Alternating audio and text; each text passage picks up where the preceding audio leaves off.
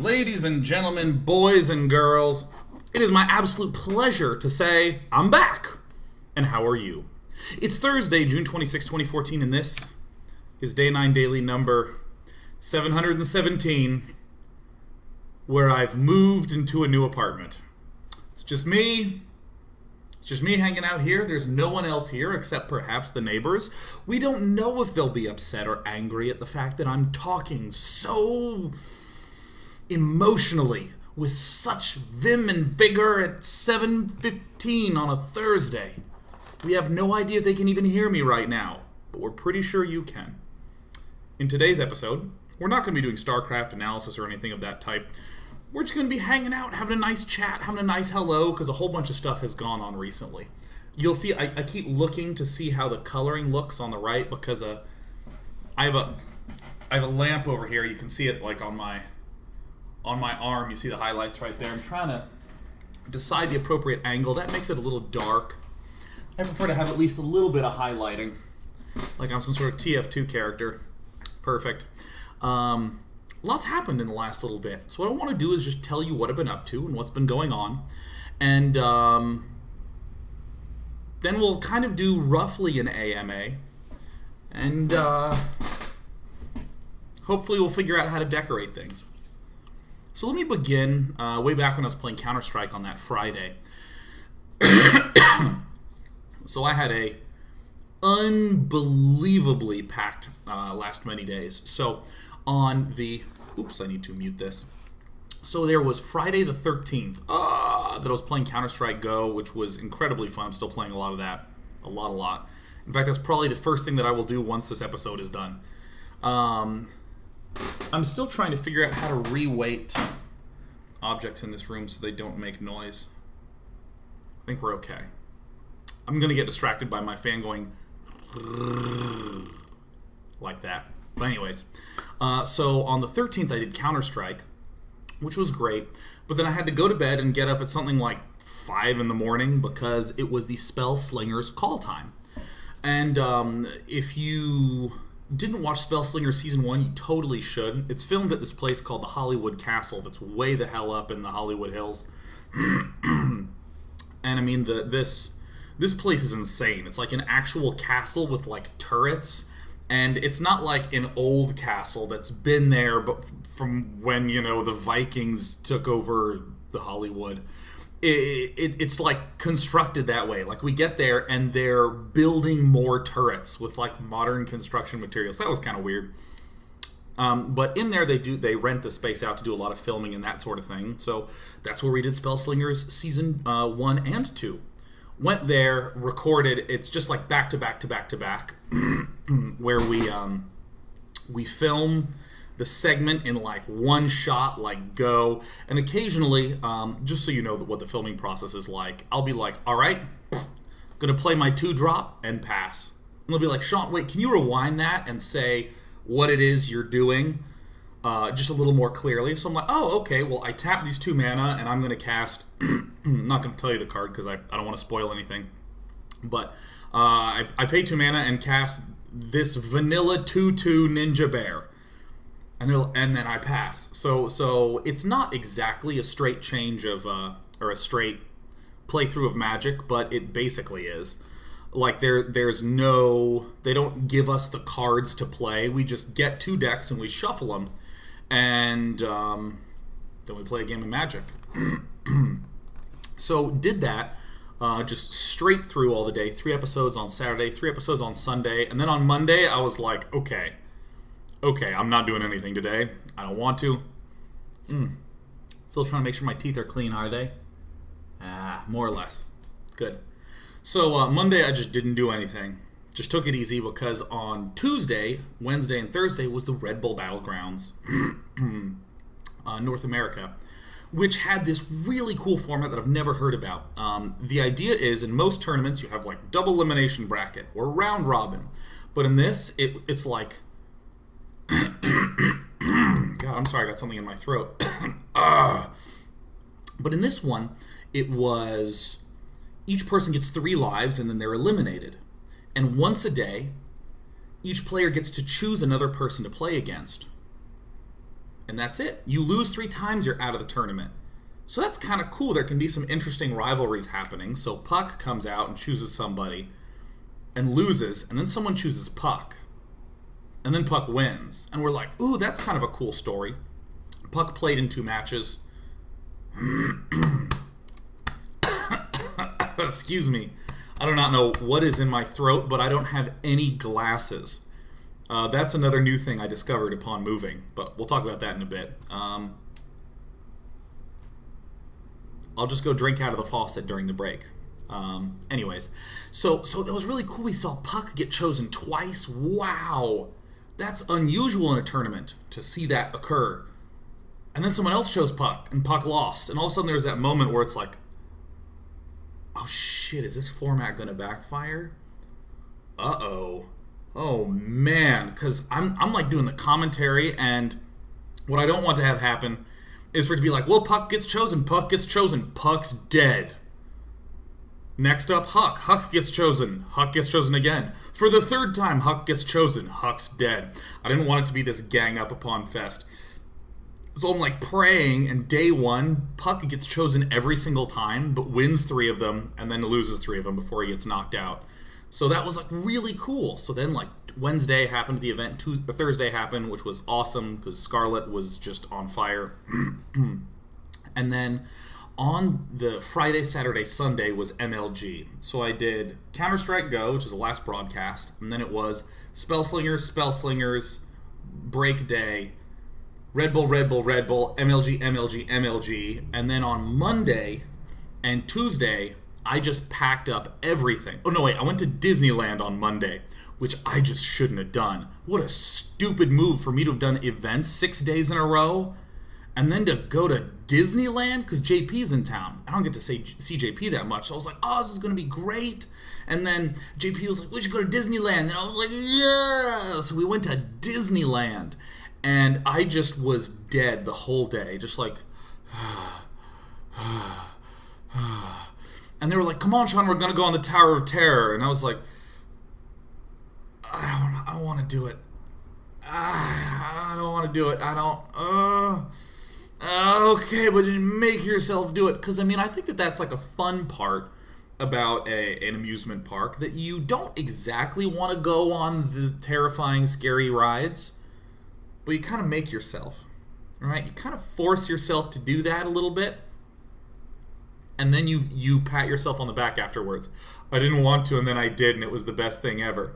This was the sort of opposite, where I didn't have any energy left to make myself do something. So I'm like in the line, I'm like, I'm starting to get like really strung out. And then we went on the ride, and my voice is, you hear the hoarseness in my voice. It's from that ride, because I screamed the whole time. They have little handlebars for you. My knuckles hurt because I was clenching them so hard. And it kind of has this like little Twilight Zone theme with the music, and they pull the curtains back, and there's a little painting that's like, has a ghost waving at you. It's supposed to be creepy and stuff. And JP just kept tickling the back of my neck like this. So I'm just screaming at the top of my lungs like, fuck you, JP, I hate you so much. I fucking hate you, JP. And like, everyone around me is laughing because they know me, but everyone else didn't come to the park with us and is like, oh my god, that adult man is being traumatized by being touched by his friend. I was just out of control, man. So we did that, and I slogged my way through the rest of the day. We went on some water rides, which were still nice, which were still fun. I was just tired. And then on Tuesday, packed up the whole house. Wednesday, woke up, got a mover, and he moved all my stuff into the van. He even said interesting things like, hey, you want me to get your bicycle? And I'm like, well, that's not my bicycle. I don't actually know whose bicycle it is, but I remember vaguely someone saying, hey, can I store your bicycle? I think it might be like Sean from, what's it called, dating? Metadating? I think it was one of my USC buddies. But it's like, 7 in the morning. I can't call anyone and be like, hey, is this your bicycle? Because I'm just going to leave it on the porch, come by and get it. I can't do that. So I just took this bicycle. So I just have this bicycle, and I'm sorry if I have stolen your bicycle, whoever's it is. I figure I'm going to sort that out like next week because there's just been too much action, man. We get Spellslingers, Red Bull, MLG, MLG, Disneyland, white knuckling Tower of Terror, screaming, getting sun, which is why I look still so nerdly pale, Jesus. And then move everything, get here, and then I realized how much deep doo-doo I had put myself in. I don't know if you've ever scheduled a move, but most of the time when someone moves from A to B, there is planning and preparation and build-up. Like, well, we're moving at the end of June, so it's June 1st. Well, maybe I'll begin sorting through my stuff, and I'll throw things away that I don't need and prepare for the move. Well, let me look at the dimensions of the new place I'm living in. How do I want the furniture to go? And there's just this whole slow build-up. The packing happens over the course of days, and there's that final day where you're sitting in your blank room reminiscing about all the memories before the movers come. That's what I feel like moving has been for most of my buddies. But like, I went to bed on Tuesday with basically my room still a fully functioning room. And then I got up on Tuesday morning at like 5 and just shoveled things into boxes and like set them out. Because for me, I don't have time to have a build-up. Moving is not a build-up. It is not an event. It's just a thing that I squeezed in. So I have, of course, a bicycle. I have just like some boxes with documents that aren't for me.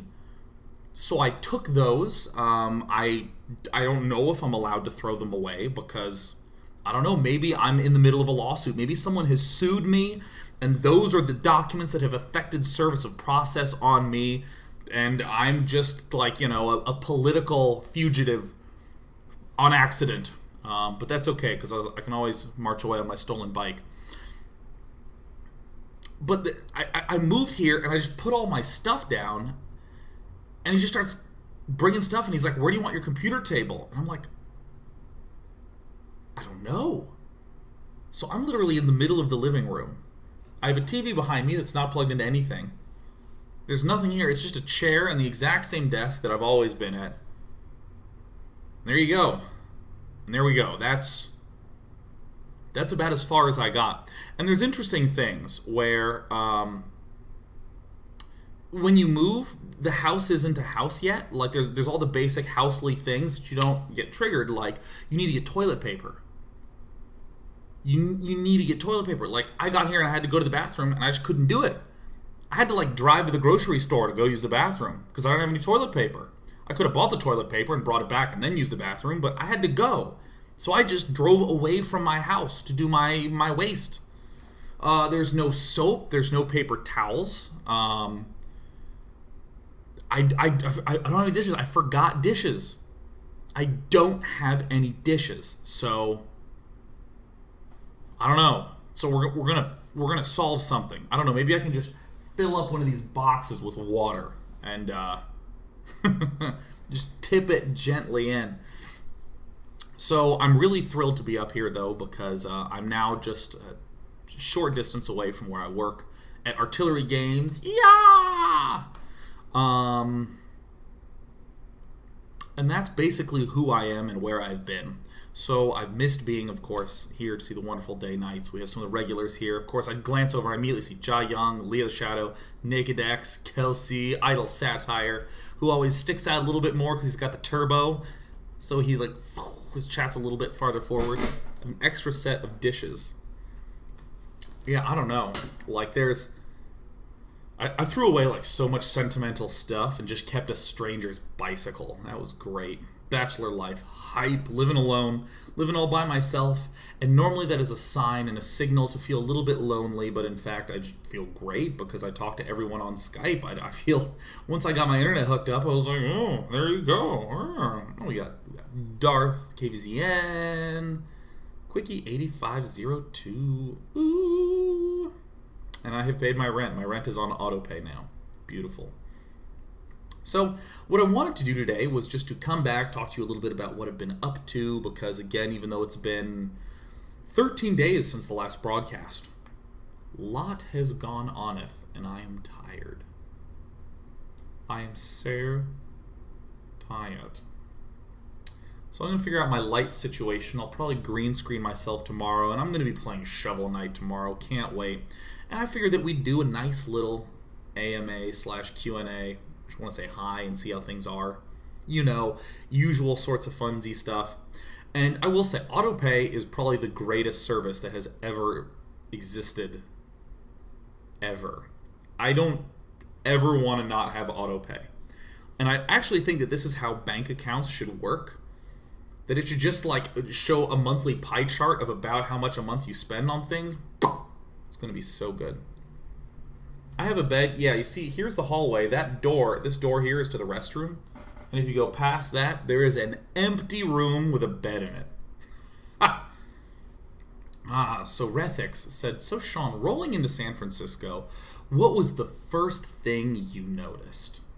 Well, I mean, I've been doing the year back and forth thing where for the first half I was doing up here 2 weeks, down in LA 2 weeks, up and back.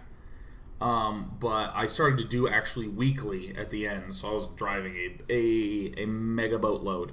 So I'm trying to think what's the most notable thing of when I was driving in.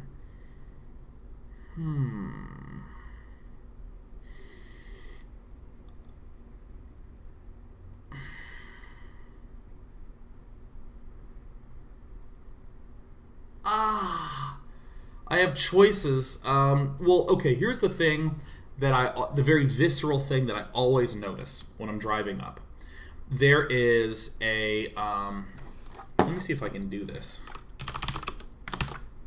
Let me see if I can show it to you on a map. Alright, so let me pull back. I'm going to make sure that there's no incriminating data on my map thing before I transfer over.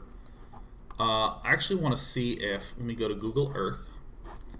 Alright, this is going to be scary. This is going to be scary. We're going to hit 2. Is this what this is? Okay, so that gets deleted. No, go away, number 2. Okay, so I'll show you. So here's me. I'm in LA.